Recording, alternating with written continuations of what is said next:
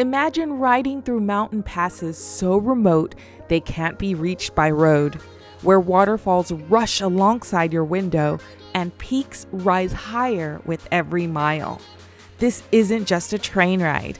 This is a dreamy journey on the Rocky Mountaineer, a luxury train that rolls through the wild beauty of Western Canada, from the Pacific coast all the way into the Canadian Rockies.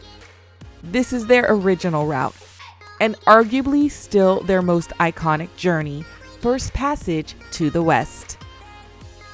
It's all aboard in Vancouver. You step onto the train, greeted by those sweeping panoramic windows as you find your seat.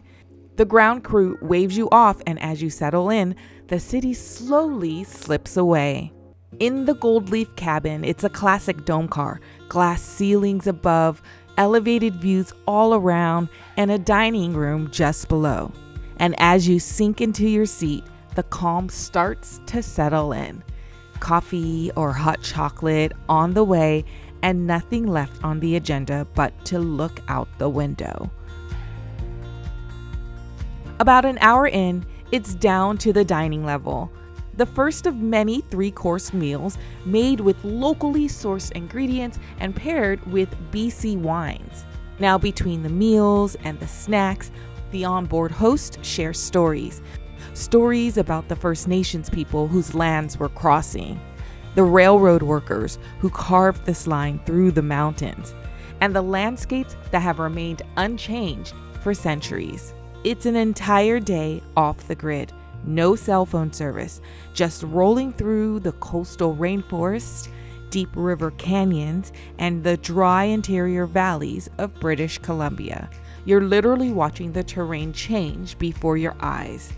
Then it's the stop at Kamloops just before sundown, a dry, rugged town set in British Columbia's interior. About 10 hours from Vancouver, this is your overnight stop, your chance to rest up before the journey climbs deep into the Rockies.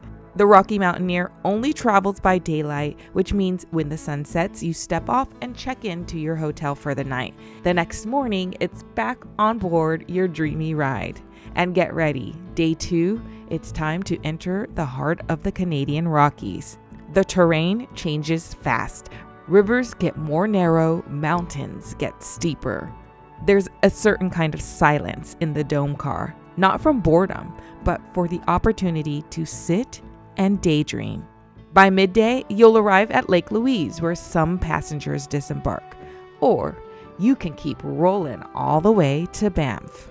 Banff is like a postcard you walk into, a charming alpine town with glacier-filled lakes, and wildlife is everywhere. It's worth it to take time to explore with a hike, a bike ride, and definitely a ride up the Banff gondola. And that's just the beauty of a journey like this. You're not rushing to get somewhere. You're letting the land reveal itself. Each curve of the track brings something new.